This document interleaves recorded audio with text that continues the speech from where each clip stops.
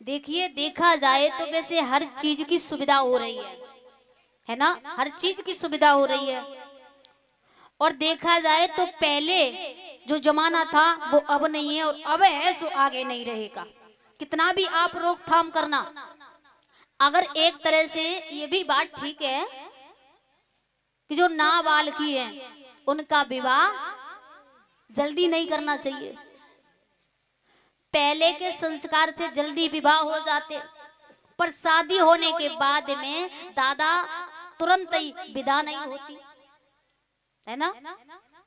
4 4 साल 5 5 साल 10 10 साल तक बिटिया को घरे बनाए रखते, और जैसे विवाह होता वैसे ही उसके बाद जब विदा होती तो वैसे ही बिटिया मिलती।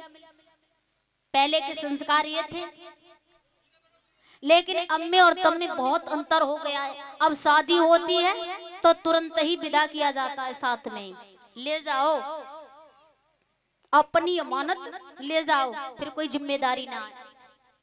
लेकिन दादा क्या किया जाए, कहते हैं कि अब कलयुग आ रहा है, और देखा जाए तो कलयुग अभी ज्यादा नहीं आया है।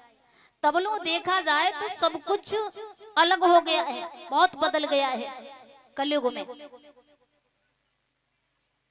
अभी तो नंबर लगा है, अब आप कितना भी रोको, कितना भी रोको, देखा जाए कि बेटियों की शादी उम्र के अनुसार ही करनी चाहिए।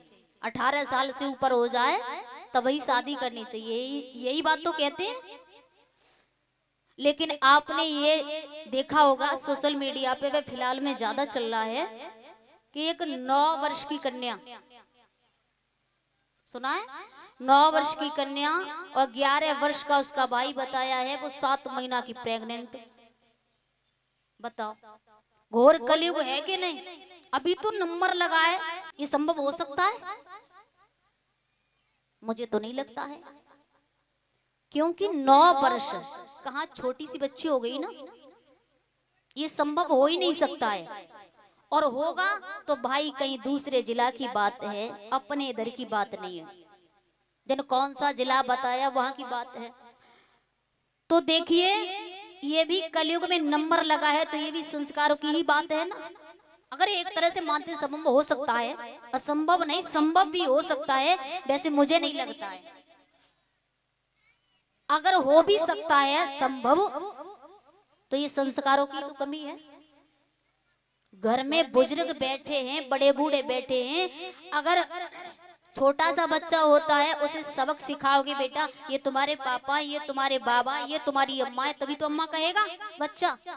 जब तुम ही उल्टे चलोगे तो फिर तुम्हारी औलाद क्या करेगी। तो दादा बहुत बदलाव हो गया है। आप कितना भी कुछ भी करो, लेकिन जब तक आप संस्कार नहीं दोगे, और कहने से कुछ नहीं होगा, करना पड़ेगा। बच्चा हमेशा देखता है और वही करता है। कोरा कागज होता है बच्चा, जैसा आप लिखोगे और वैसा ही